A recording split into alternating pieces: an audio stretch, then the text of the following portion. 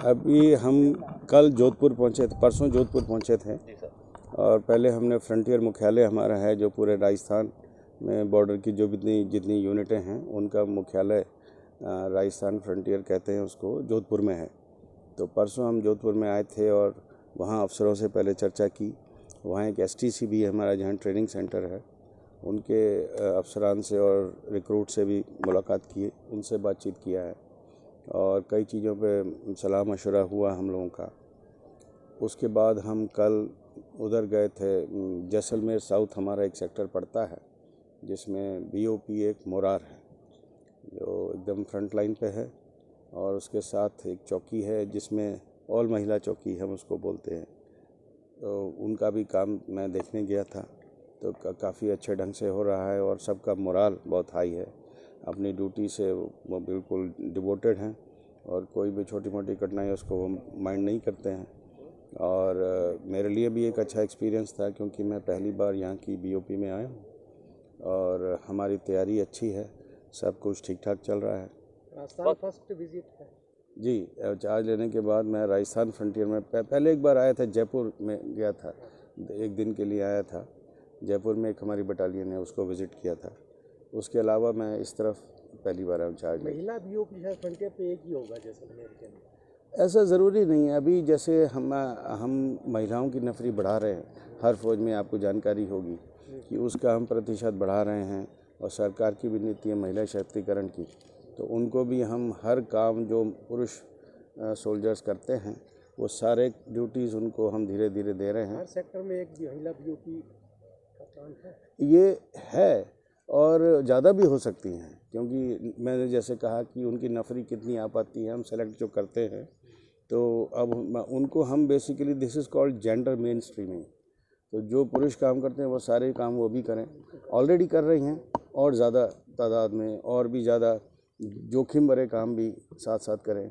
उनका भी मनोबल बढ़ता है, हमारा भी मनोबल बढ़ता है और देश में और महिलाएं भी आगे आएंगी। जी सर, कुछ सेंसिटिव एरियाज के अंदर ड्रोन की समस्या ज़्यादा है, जैसे कि जैसलमेर के अंदर एक आत्मनिर्भर भारत के तहत वैन लगा रखी है, वैसे ही बीकानेर के अंदर, गंगानगर और पंजाब के अंदर कुछ CBI का भी कुछ है?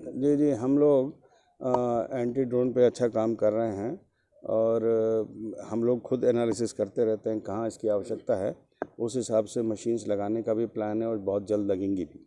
तो विलेज वाइब्रेंट प्रोग्राम जो केंद्र सरकार की योजनाएं हैं उसके तहत क्या अब तक कितना हो चुका है और क्या आगे चैलेंजेस दिख रहे हैं? अभी अलग अलग इलाकों में मैंने अभी इस सेक्टर के इस बारे में ज़्यादा बात नहीं हुई यहाँ, लेकिन दूसरी जगह में मैंने देखा कि बटालियंस बड़े एक्टिवली हर जो बॉर्डर विलेजेस हैं उनके साथ एक्टिवली इन्वॉल्व होकर काम कर रहे हैं। हमारे यहाँ भी चल रहा है, बिल्कुल मैं जानता हूँ, कर रहा है। DI साहब ने बड़ा अच्छा इनिशिएटिव लिया था। जी बच्चों को ट्रेनिंग दे रहे हैं फिजिकली। जी, ये हम ऐसे भी ट्रेनिंग भी देते हैं और फौज में भर्ती होने के लिए भी जानकारी देते हैं, कैसे क्या टेस्ट करें, उसकी कैसे तैयारी करें। न्यूज़ दी थी सर पूरे देश में। सिर्फ न्यूज़ नहीं, उसके बारे में ट्रेनिंग भी देते हैं, उनको सिखलाई दे ताकि वो इसकी जो भर्ती प्रक्रिया है उसमें सक्सेसफुल होकर भर्ती हों। ये वो भी करते हैं हम। और कई जगह हम योगा सिखा रहे हैं। अभी हमने बंगाल में जैसे एक बताऊँ जहाँ स्मगलिंग प्रोन है, बहुत ज़्यादा लोग स्मगलिंग में लिप्त थे, तो वहाँ के हमने बच्चों के थ्रू योगा के थ्रू इसको रोका है। तो बच्चे हमारी सेना बन गए हैं। हाँ, और उनको हमने योगा में काफ़ी प्रोत्साहन दिया है और अब उनको हमने हमारा अपना बल का रेजिंग डे था उसमें उनको नुमाइंदगी दी, उन्होंने किया। होम मिनिस्टर साहब आए थे, उन्होंने भी उसको बहुत सराहा था और जो दर्शक थे उन्होंने बहुत उसको पसंद किया और बड़े हिट हो गए वो अब।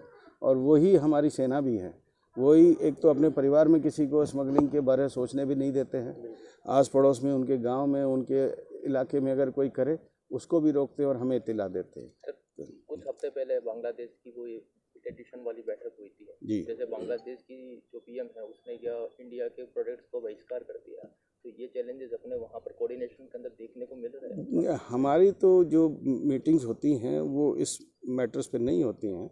हम अभी बांग्लादेश से ही आ रहे हैं। अभी 2 हफ्ते पहले मैंने नेतृत्व किया था एक दल का, तो वहाँ के एक BGB जो बॉर्डर गार्डिंग फोर्स है उसके साथ बड़े अच्छे वातावरण में बातें हुई, बड़े सौहार्दपूर्ण तरीके से, और बड़ा कंस्ट्रक्टिव डिस्कशन रहा और हमारे भी कई मसले सॉल्व हुए हैं, उनके भी कई मसले सॉल्व हुए हैं और बहुत अच्छा रिलेशन एक है हम लोगों का। JNK के अंदर आर्म फोर्स एक्ट लगा दिया गया जिस प्रकार से कि RR को वापस बुला लिया गया है और पैरामिलिट्री मिलिट्री फोर्सेस को वापस लगा दिया। क्या कोऑर्डिनेशन मिला के स्टेट पुलिस के साथ में बीएसएफ काम कर रहा है वहाँ पर? बिल्कुल कर रहा है, हर जगह। हम तो सिर्फ JNK में नहीं, जहाँ पे भी डिप्लॉयड हैं स्टेट पुलिस के साथ तो बहुत अच्छा हम लोगों का तालमेल रहता है। और पंजाब में भी आप जानते होंगे, यहाँ पे भी अभी कोई अगर हम ड्रोन नहीं देख पाते या कोई पैकेट गिरता हुआ नहीं देख पाते तो गांव वाले हमारे साथ हैं, उनके खेत में मिलता है या कहीं मिलता है तो हमें आके बताते हैं साहब यहाँ पे है। हम कई बार ड्रोन गिराते हैं, हमको नज़र नहीं आता, किसी के खेत के बीच में गिर जाए फसल तो नज़र नहीं आएगा, तो वो मिलता है तो हमको बताते हैं साहब यहाँ पे आके ले जाइए, तो हम लोग जाके देख के आते हैं। स्मार्ट फेंसिंग का प्रोजेक्ट अपने चल रहा है BSF में, वो कहाँ तक है?